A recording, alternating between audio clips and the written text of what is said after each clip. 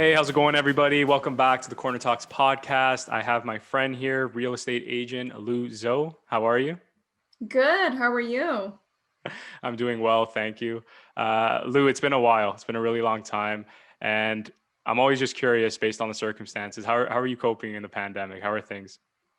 Yeah, no, it's definitely been a long time. Again, Daniel, thank you so much for having me. It's been great connecting after a few years and to see how far you've come. It's absolutely amazing. So thanks again.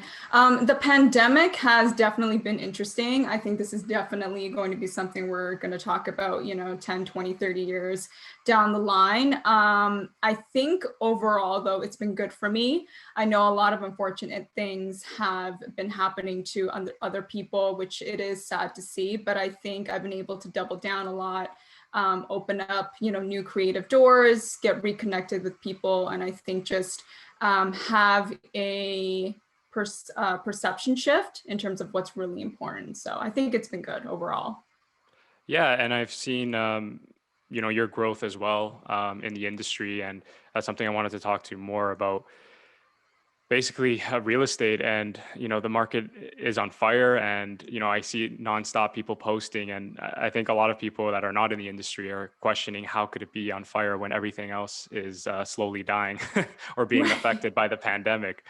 But before we get into that, I want to give the audience some background. We last worked together at like a streetwear boutique clothing store, 507 represent. And I remember you I remember you always had a taste for fashion. And Yeah. when we were speaking and working together, I never really got the sense you were in real estate, or never really got the sense you were going to pursue it. So you are now an accomplished 1% realtor in Toronto. What made you transition to a career in real estate? Yeah. Wow, 507. That's crazy. Right? I still love that job. It was definitely different, I think, than any other retail store, I will say. 100%. 100%. I think the transition, it's funny that you say that because I never really even saw myself in real estate. I think the transition from retail to real estate happened through a lot of things. Funny enough, in high school, I used to always say, whatever I do in the future, I'm going to do real estate on the side, not really knowing what it actually took to be a full-time realtor, but had no real connection to real estate. Um, and then growing up, I was raised by a single mother. So we typically just rented a lot. We lived in different areas of the GTA. We rented basement apartments, which I honestly loved. And, my mom did an absolute, like, incredible job. I'm really proud of everything that she was able to do for me when we were growing up. So, it wasn't until I think later in my teens she was able to purchase her a condo in North York. And it wasn't until 1 year after that, we were just chatting about something and the condo came up and she said, you know what, I just saw a recent comparable sold in the same building sell for $100,000 more than what we bought it a year ago. Had we had waited, we wouldn't have been able to make the purchase. And so that was the first time for me where I realized, the power of real estate. I was really introduced to how real estate could create wealth for others. Fast forward to 507, I think I was there for about 4 years. And it wasn't until the fourth year that a lot of our clients that come in, number one, were real estate agents. I know a couple of people had friends that had, their own real estate brokerages. And they were saying, have you ever thought about getting into real estate? I feel like you would be good because you're good with people and such and such. And so it was slowly kind of instilled into me a lot in that fourth year, where it was just literally one day I woke up and I said, okay, you know what, I'm just going to go for it. And I drove to the ORIA office and signed up, and that was that. So Yeah, and what was that experience like? Was it challenging at first, or were you a natural just getting right in there because you already had a familiarity with sales, and right. I've seen you in action. Like it clearly you had a talent for that. But did that help you with real estate? I think so. Definitely the sales background helped, and not so much the sales was, it's more so connecting with people. Like, when we were on the floor, we had to greet everyone, that came in. So it was initially just breaking the ice with people, chatting to people, and building a relationship with clients that would constantly come back. And so I think that definitely gave me a leg up and I guess a more, made me more comfortable into heading into real estate. But there was so much more that I didn't know, that when I first got into it, I literally felt like, whoa, I was so out of my league. And it took a big toll on my mindset. I had to readjust my mindset a lot within the first year. And so, after that, after it got readjusted and really just focused on, I guess, being authentic and who I am to the people that I serve, to my audience, that's when things really changed for me. That's a very good point that you said about it being competitive, because someone who's been in sales for many years, I know what it's like. And even in the industry that I'm in film, you can see it as competitive, even though you're not supposed to. Sometimes you're supposed to see it as Right. inspirational. But I know for a fact with real estate, because I have friends or people that I know through my social media that are in real estate, and based on the content that they're posting, you can get that vibe. It's very competitive. It seems all polished, but the underlying tone is, there's a lot to be, at the end you have to make a commission and you have to meet a certain goal. Does that get to you sometimes? Does that get in the way of how you work? I think in the beginning, when you're kind of starting off with nothing, you're taking that big jump. It is a little bit scary because you're going to something that was more stable into something that's not stable at all, right? But now I think, now that I've built up more of a database, it's really just it's a relationship driven business. I know a lot of people that are also successful doing transactional, or doing it the transactional way. I've never been that way. I feel relationship is a lot more powerful. And so I think as you move forward in the business, as you build up your clientele and work with people that work well with you, it starts to become, obviously, like a more well-oiled machine, and it helps you be a little bit more comfortable as well. Right. So it's about a balance, and having you associate yourself with people that are like-minded and that elevate you. Correct. Right. That's great. And that leads me to my next point. One thing I enjoy a lot about your content is, again, as we establish, you're a real estate agent, and I've seen a lot of real estate agents posting their content. But what you do unique is, it's not a house, it's not an apartment with the address and the caption. It's usually a tip or an explanatory caption, where you're inciting positivity. You're helping with a healthy mindset and essentially well-being, for people who have well-being. What made you sort of explore that sort of content, and what is your strategy behind positivity being implemented in real estate? Yeah, no, I love that. Thank you for noticing that. I guess for me, like, even before real estate, I've always just liked social media, the social media, posting side of things. Um, and I think what it is now is, social media, the internet, anyone that's looking into getting into real estate, whether it's buying, selling, investing, they can find a lot of the information themselves online now, right? They Google it, they YouTube it, probably before they reach out to a real estate professional. And so I know a lot of agents, they don't like that a lot of information is available, but I think on my end, it's either, you're either going to be a part of that or you're not, right? So you're either going to put out the information or you're not going to be out there at all.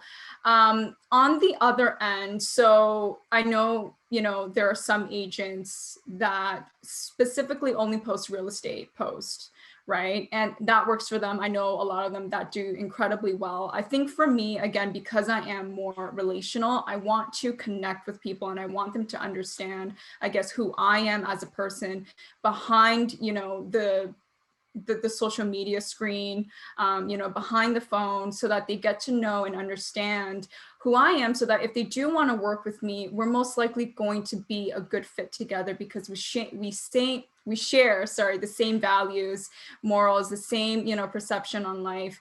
And that's where, I enjoy posting things on positivity. I enjoy, posting, of course, like buyer's tips, seller tips, things like that, because I want others that watch it to feel a little bit more comfortable. If they do decide to reach out to me, it's more like chatting with a friend versus chatting with, someone that you don't really kind of know. And it breaks that, I guess, awkward introduction moment.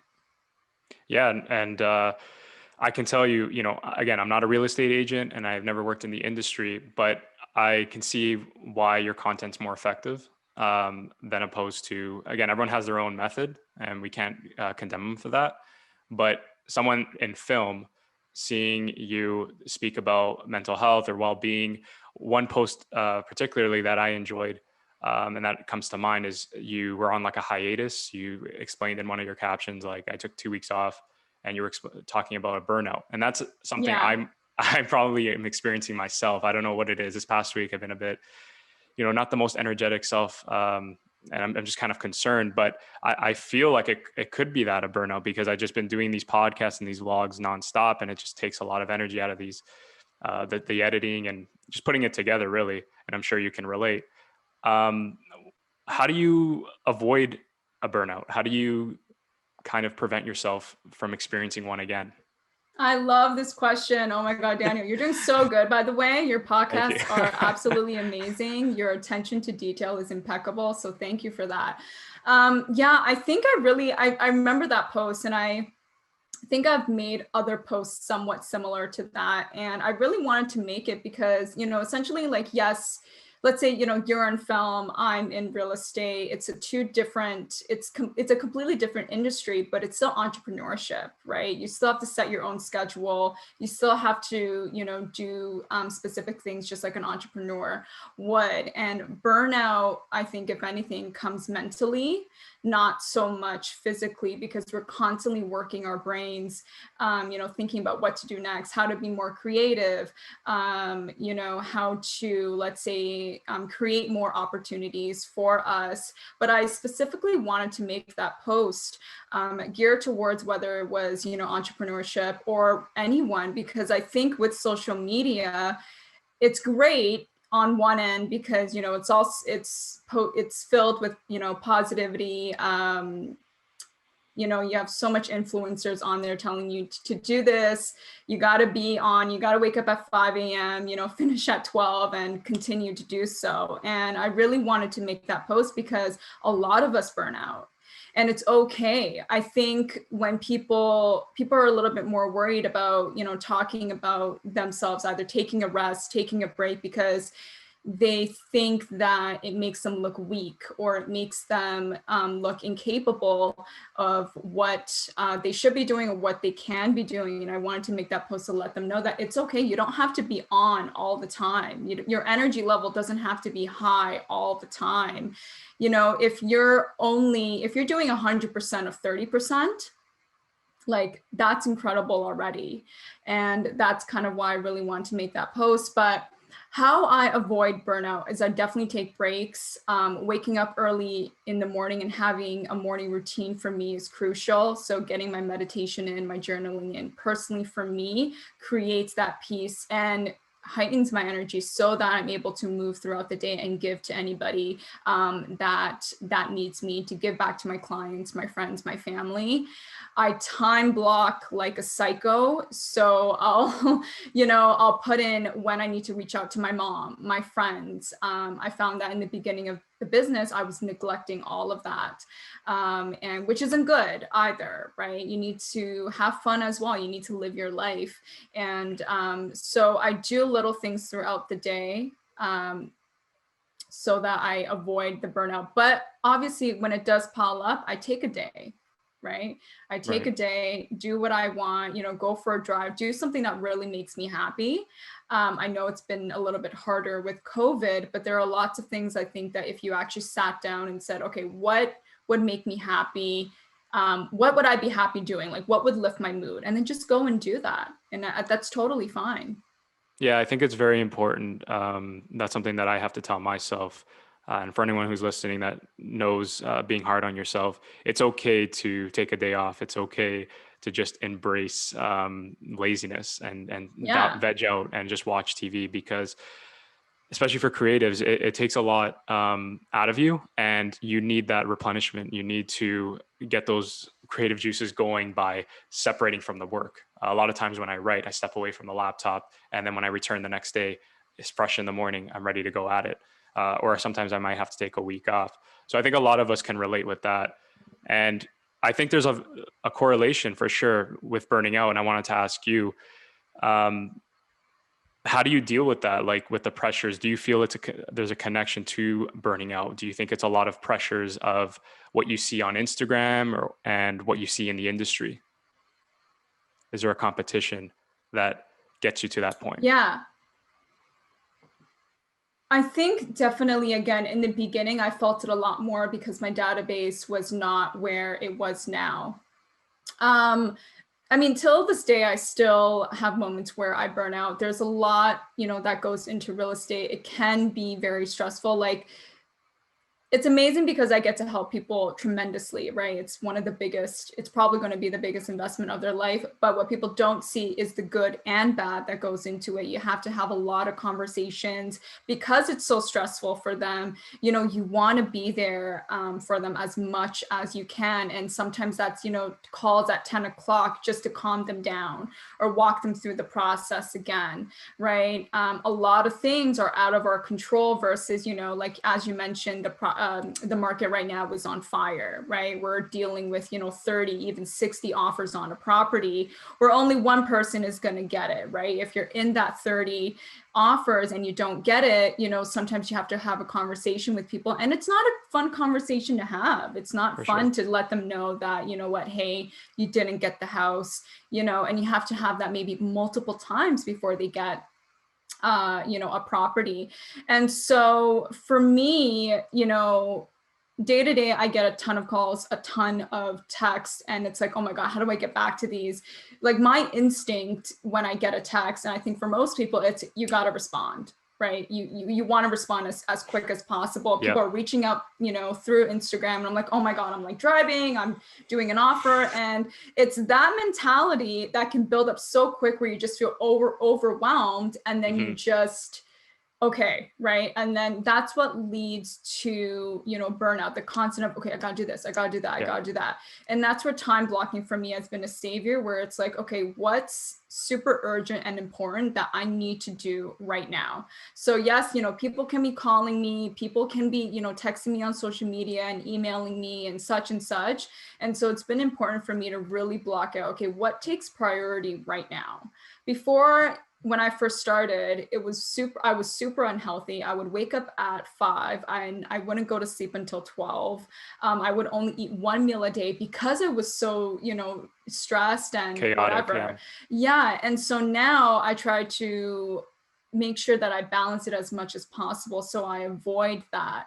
And it's the constant, being needed everywhere. So as soon as I put everyone in their little box that's reach out to me, like, okay, I'm going to get back to after I eat lunch, or, I'm going to get back to after I work on this.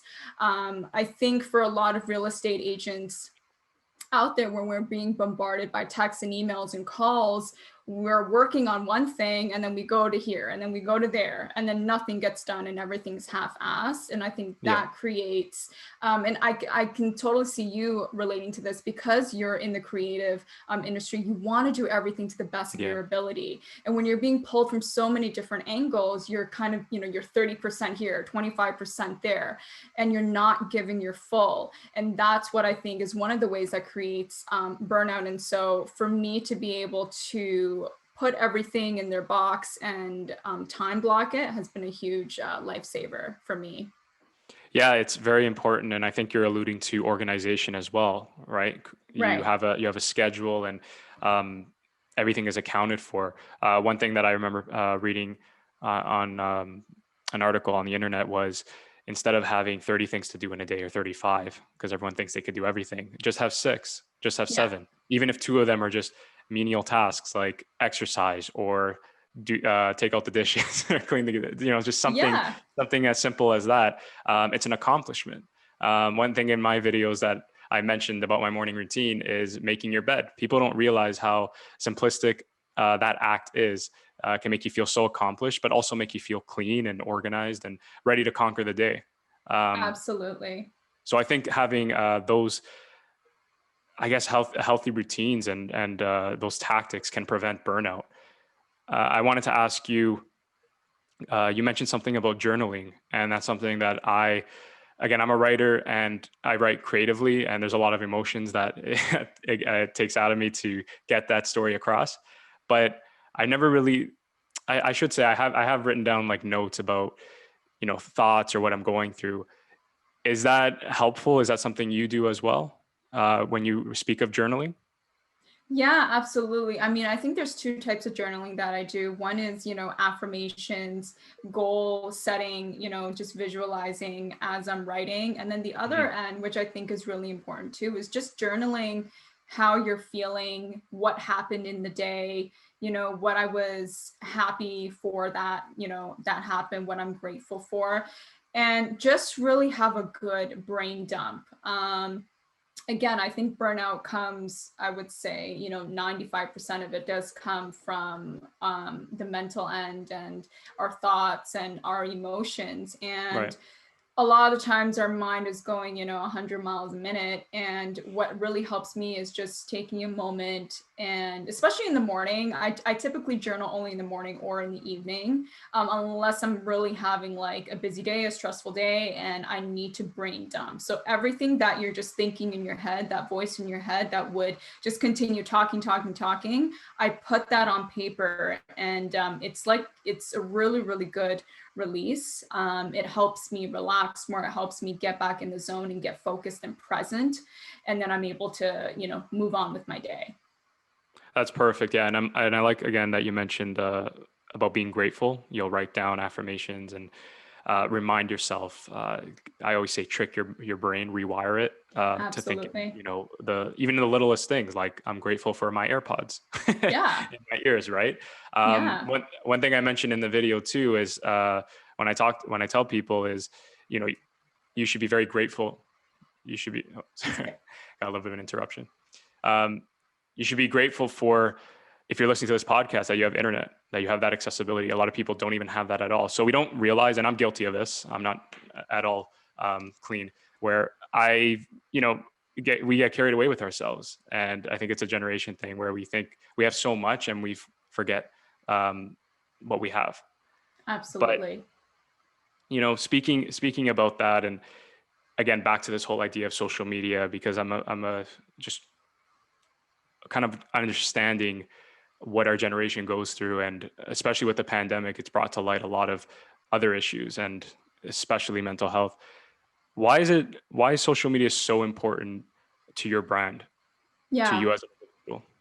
I think again for me it goes back to the relationship end of things, connecting with people. Like social media has been so powerful for me in business and in my personal life. Like I've been able to connect with new people all across the globe. I've been able to connect with or reconnect with people like yourself, and I've been able to kind of keep up with everyone, and while not having to, I guess, speak to them every day. Like I'm like you're able to post something like, oh cool, he's doing this now, Right. right? And for me, for my brand, it's all about relationships. Like after I help my clients, they literally become really, really good friends of mine. And that's, I guess, that's the way that my brand is built. That's, how I want people to feel when they work with me and what I Mhm. want people to see right now. Right. So I think, again, social media for me, I'm genuinely here just to give tips to people. You want to work with me or not, that's totally fine. I'm here to help. And if you do want to work with me, my brand is important because I want them to see who I really am, right? And if you don't want to work with me because you feel like we're different personality types, that's okay too. Like I'm Mhm. totally fine. I want to work with people that that want to work with me. And so social media has really been able to get that message across to others. And so I've just been attracting people that are like me. And that makes the process go a lot smoother. The feeling of the process when you're working with someone like you, it's so much greater. Yeah, no, it's my mother would always tell me, be like someone like you or better than you in the aspect Yeah. of they'll elevate you and raise. I would always say, why would you say they're better than me? And they're like, no, what I mean is they're gonna inspire you to be greater. But I like Right. that notion. And whether and it doesn't always have to be a person that's in your industry. A lot of Right. people get caught up. For example, myself, I always used to think, oh, it has to be a creative individual or someone in film.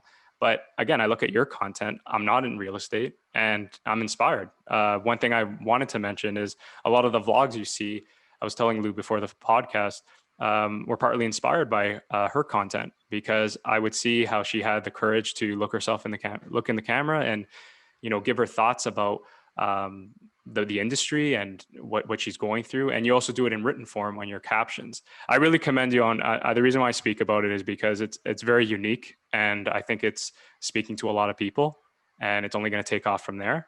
Um, I do have to mention though, do you face any negative feedback with your content and how do you deal with it? Yeah, thank you. Oh my God, that was so incredible. And you are an absolute inspiration with everything that you're Thank you, Lou. doing. It's really difficult to do what you're doing, and I think you're doing an absolute amazing job. I do receive, negative feedback. I think whenever you're putting out anything that people may not agree with. So, for example, if I have any predictions about the market or such, right?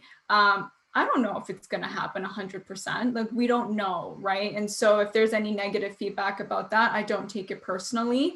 If there's, constructive criticism on, let's say the way I'm filming my videos, or what I'm saying or whatever, then I take that into consideration. I don't take it personally because I know that things can always get better, right? Like right now, my setup could be better. I could have a nicer background. I could, Right. have a better mic as we Mhm. experience. Well, look at me There's look at me. I got this mic, by the way. I hope the audio sounds much clearer because I used to have these headphones and it would scratch against the collar if I was wearing a hoodie. okay, yeah, It was a yeah. horrible experience for everybody, but yes, please continue.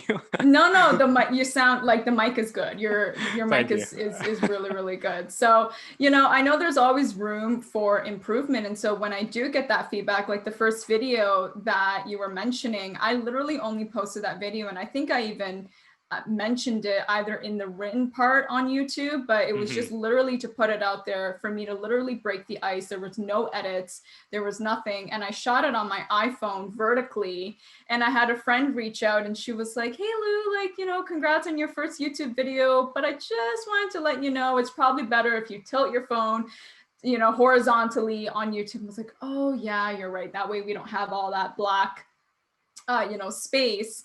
And Of course. so when I first got that feedback, I was a little bit, I guess, hurt because it took so much for me to even go on camera and to Hmm. post it, For which I sure. think a lot of people experience. But then I was like, no, this is good. Like, imagine if I was still doing it that way, Hmm. it wouldn't be good, right? So I think take the negative feedback, don't take it personally. I think, as anyone's channel grows or their audience grows, they're going to, have some trolls on there or whatever. But again, don't take it personally. I think it's a bigger reflection of them. And if people are honestly offering, good feedback and it's criticism or constructive criticism, take it and implement it if you think that, or if you know that that's going to help your videos, look better and have a better outreach. Yeah, the I told you before the podcast is something that struck me is the production value increased exponentially on the second Yeah. video, and but I again commend you for that because that's such a healthy right attitude to have where you got that message and you could have been like, who is she to talk like I put so much, at least I'm doing it, but you said, you know what, there's always room for improvement. And again, you just ran with it, and you can see how far you've come and what you're creating and the direction you're going. I wanted to mention, are you on TikTok by any chance? I am on TikTok. I just kind of Okay. started. I started and then I stopped, and now I'm like slowly trickling back in. Because I wanted to give you my feedback. Great. Those videos, yeah, very simple. Those videos that you're posting on YouTube, just cut them up and put them on TikTok. And That's so true. I yeah, that's what should. I do with my videos. So they're not going viral, but it helps you, and you never know. Just hashtag real estate, hashtag, I don't know, realtor or Toronto, and No, I you'll love that be amazed. actually. Yeah, cut it up. And what's the beauty about it is we both follow Gary Vee, so I know you can relate with this, is unlimited content. That video, Right. right? I've seen them. They're like what, 10, 20 minutes. TikTok just does a minute. So you just Right. find what you really want to talk about and you do parts, right? And you just kind of cut it up. So that's what I've been doing with my vlogs, and I wanted to pass that on to you. No, And I love I want that. you to take advantage of TikTok because a lot of organic reach. I agree. TikTok's organic reach. Like I don't even have a lot of followers, but the amount of views that specific posts are getting, it's incredible. I think it beats Of course. any platform out there, minus I think maybe Instagram Reels. But no, it's funny that you mentioned that, because one of my goals for this month was to post 10 TikToks, and I'm like, oh my god, what am I gonna post? Like, am I just gonna keep doing these home tours? I have no clue. So that's Right. actually really good. I'm gonna make note of that Yeah, definitely. I want to and do see that. and I don't know if I have you on TikTok, so I'll definitely add you up.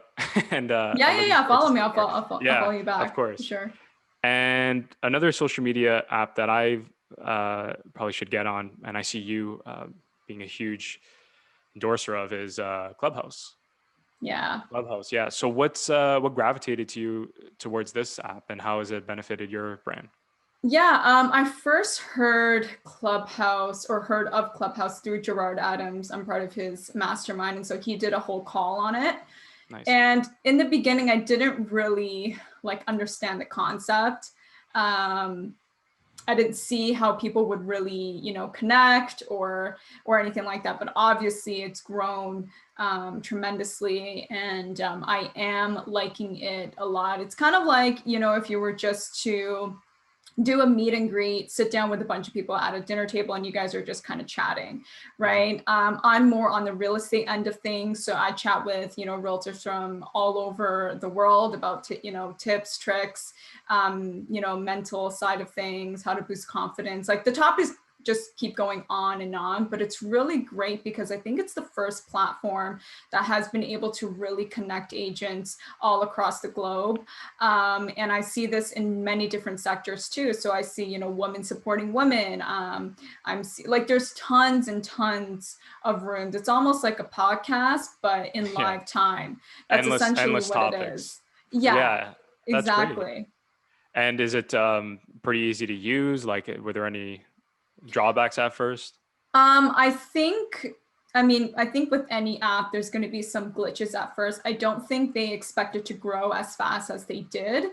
And Hmm. so I think within the first 2 weeks that I joined, there were some glitches where you would be in a room, but your screen would be blank. Like you literally couldn't really do anything about it. So, just a few app glitches here and there, but other than that, it's super easy to use. Like I think once you go in the first time, you'll be Nice. able to figure it out. So yeah, I think you should definitely come on. I definitely, join a room with you or whatever. And Yeah. yeah, no, it's good. I've sure, yeah, I've yet to navigate and just see what it's all about. But a few of my buddies recommended it, especially with film, right? You go into a chat room, and I Absolutely. always love the idea. Starting this podcast, I love the idea of having conversations, and the fact that it's live, that makes it even more organic, more genuine, because people are just shooting ideas and talking back and forth. So how has it though? Have you made new connections through this platform and new clients? Yeah, I wouldn't say so much of new clients. I think a lot of people, when they're going on Clubhouse, they're really meeting with other people in their industry. Mhm. I've had like a past client of mine join on a few Clubhouse calls, but that's because she's looking for a property. And other than that, I don't think a lot of people have really been consistent with Clubhouse, minus people in the industry, right? So a lot of realtors are consistent with Clubhouse. They have their own rooms that they're consistent with, either every day, every week, whatever schedule they have. But I've been meeting a ton of incredible individuals in the real estate industry on there. And it's great because there's one room, I forget what it's called. I think it's called What's Buzzing in Toronto, and they have it every Tuesday. And there's, like Toronto chefs in there. There's investors.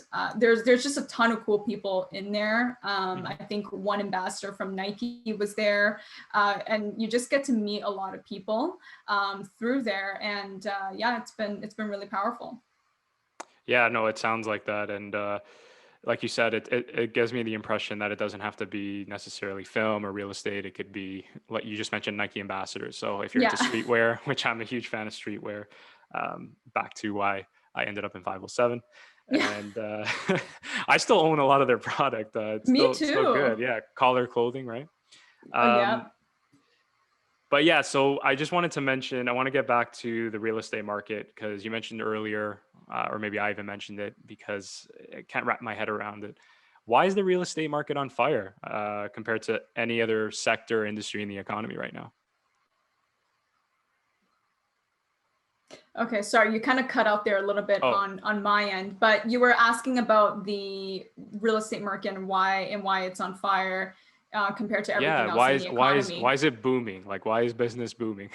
Yeah, I mean, so I think our market, we've been strong for quite a while. Obviously, things really took off when COVID hit, which is funny because so our first lockdown happened, I think, last year, mid-March. So yeah, pretty much almost just 1 year ago.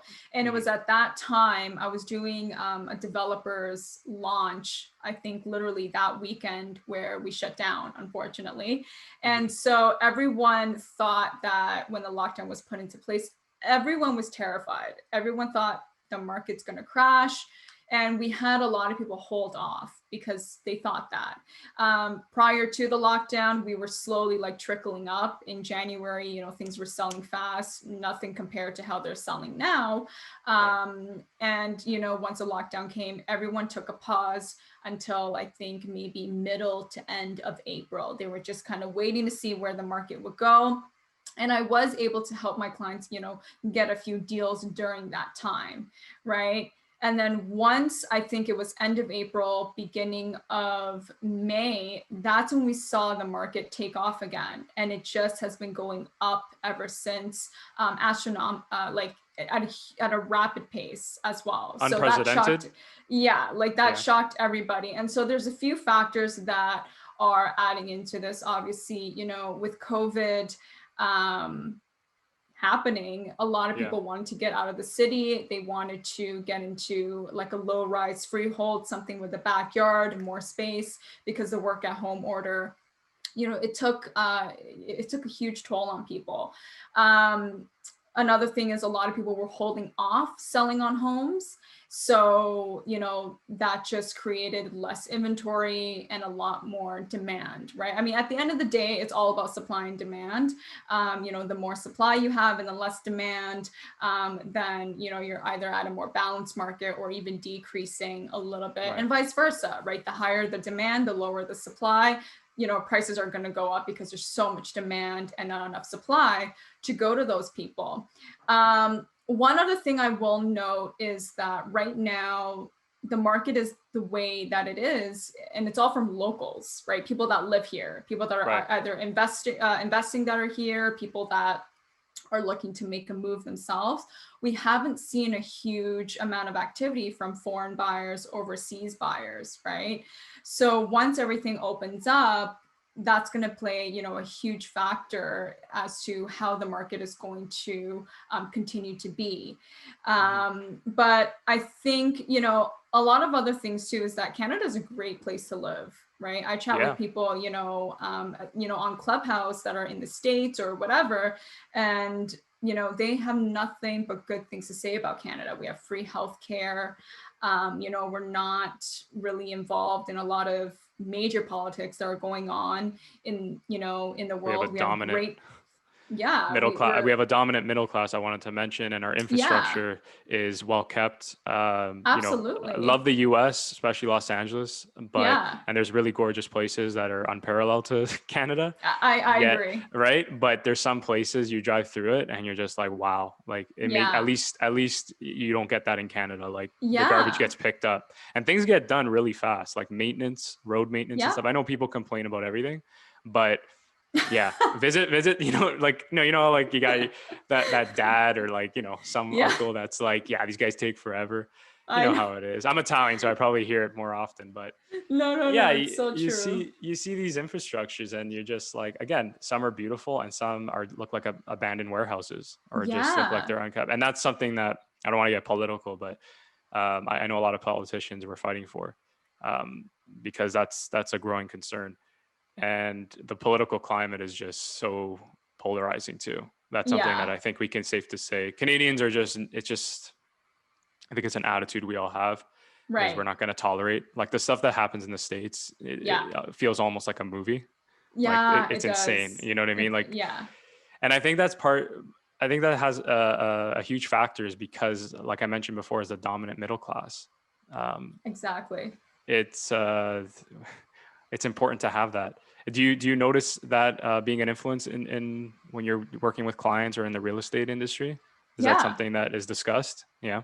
Yeah, I mean, 100%. I think, especially, when it comes to investors or anything like that, like we discuss everything that involves what could impact the real estate, I guess, industry, and that's definitely like one of the biggest factors. 100%. Right. Yeah. So it's a lot of great points that you mentioned, and regarding like with regards to the condos, is there a huge like is are places becoming more affordable in Toronto? I think that's a question that's on everyone's mind. Yeah, I mean, so actually condos made a comeback. I know, I think like July or June to November, Hmm. things condos everywhere really took a little bit of a dip. Right. And I think that, had to do with the stay at home work order. People just wanted to get out of there. Hmm. And in December, it shocked us all again because we jumped, 75% in sales. And Right. ever since December, it's just been, crazy. Condos are appreciating again. I was helping, a client of mine look for a condo townhouse, I think in October, and one sold for 835. A similar Wow. one last week just sold for 962. So it Wow. gives you, it's like, and we were like, whoa, right? And so condos Yeah. have definitely made a comeback. I mean, right now, all throughout the GTA, in freehold, in low rise, and in condos, we're seeing an increase of inventory. So if we keep seeing that increase, then hopefully, the market will slow down. I think especially in the freehold sector, things will slow down a little bit. I Right. don't know if it will, impact the prices that big. Hmm. But at least, you'll be able to get a condition in there, because right now everyone is going firm, no conditions, no anything. And I think once inventory picks up, it'll allow for people to feel a little bit more comfortable having conditions in their offers, and maybe negotiating, just a little bit, right? Or being able to see the property after, the first day it's Right. been on the market. Are there any concerns amongst your colleagues, or yourself that I always talk about the dust settling when all Right. this is over? Is there any sort of implications you might fear with regards to, again, these CERB checks or lockdowns, a lot of the lockdowns that are happening? Do you think it's going to be affecting business in the future? I mean, I had these concerns, I think, last year in March. And I was like, the unemployment rates, like how are people going to purchase homes? And I think that's what was in everyone's mind. Hmm. But it was the complete opposite. I think, there are still a lot of people that are employed. I personally haven't come across anyone that's, lost their job or anything like that. I've heard of it, which again, it is very unfortunate. And I hope that as things do open up, that they'll be able to, go back to their job or anything like that. Yeah. I think the biggest thing that does concern me is if we do get a surge of inventory. So like right now we're just under 10,000 active listings in the GTA. That's with condos and freehold. Okay. So that's still a seller's market. If we go up to, let's say, 17,000 listings, how fast are we going to do it? And if it does come fast, how badly are the prices going to be, affected? Right. So that's kind of, I mean, no one can kind of predict where the market is going to go. I think if I had to pick one thing that I was concerned about, it would be that. And, we just kind of have to wait and see. Again, another big factor is the foreign buyers and overseas buyers, right? A lot of them, I think, would want to invest in Canada, whether it's, Vancouver, Toronto, wherever, right? It's typically Vancouver and Toronto. So that's one factor that we haven't seen. I was on a Clubhouse with two other, top agents in Vancouver, and they were saying, foreign investors and or foreign or overseas investors, they make up 35% of our market here, and they've been absent. So they're expecting their market to heat up even more once things start opening up again, because they've been, the foreign investors haven't been present. So is that going to be the same for us? I don't know. Toronto, the GTA is a hotspot for these investors. But, again, we just kind of have to wait and see. Yeah. Yeah. So you're saying there was no, because my impression why the real estate market was on fire, I immediately said, oh, it's probably because of foreign investment. And you're saying that's not the case? No. What you guys are, wow. It's local. It's all local. That's very interesting because when I was in the States, for example, and they were explaining in Los Angeles, specifically Beverly Hills, during the recession, there was a lot of money coming from Russia and China buying up property, which is why the property is even more expensive than what it is exponentially. Like houses that are, the size of mine, which is not that big, 2,600 feet, going for like 46 million. Oh my God. Yeah. Crazy prices. We couldn't believe it. So you're saying that's not the case. That's insane. That is unpredictable in a way, because no one would think that it would go the opposite direction.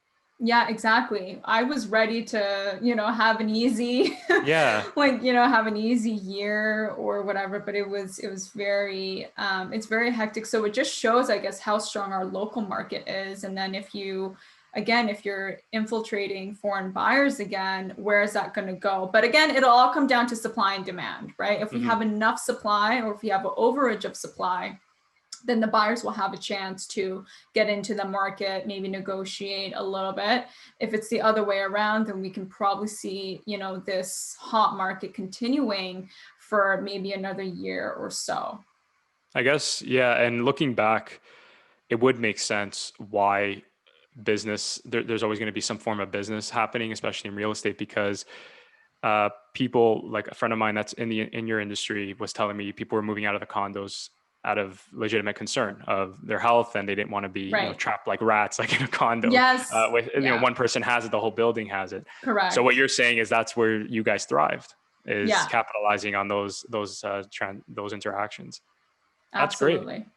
Well, I'm glad it worked out for you, and it sounds like you had a great 2020, and 2021 has just begun, and I'm looking forward to all the stuff you're going to be creating and sharing with.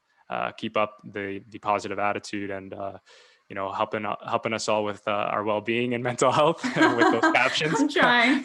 yeah, those captions. You guys should check out her page. It's they're really thoughtful, and it's not even like 2 sentences. You go really in depth about. Thank you. How to navigate through the chaos, and I think that's something that we all need. I know I do sometimes when we all need it. Yeah. When we go through either a burnout or creative block or whatever have you. But I really appreciate you coming on the podcast, Lou. I plan to do more of these in the future. Always a pleasure having you on. And talking about just people's journey and sharing their experiences and what we can learn from them. Absolutely. Thanks. Thank you, Daniel, for having me again. It's been great connecting with you after a few years. I've been following your stuff. I've been watching your stuff, and it's absolutely great. So I will definitely look out for other podcasts that you do. I would love to come on anytime. And so thank you so much for having me. I really appreciate your time. No problem. Thank you again for listening, everyone, and talk soon.